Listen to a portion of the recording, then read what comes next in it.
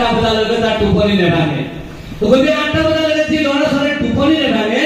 সি কিন্তু অধ্যয়ন কৰিব নোৱাৰিব পঢ়িব নোৱাৰিব গতিকে এই ক্ষেত্ৰত কৈছে ঋষিমুনিসকলে কৈছে অল্পহাৰী গৃহত্যাগী সেইকাৰণে বিদ্যাৰ্থীসকলে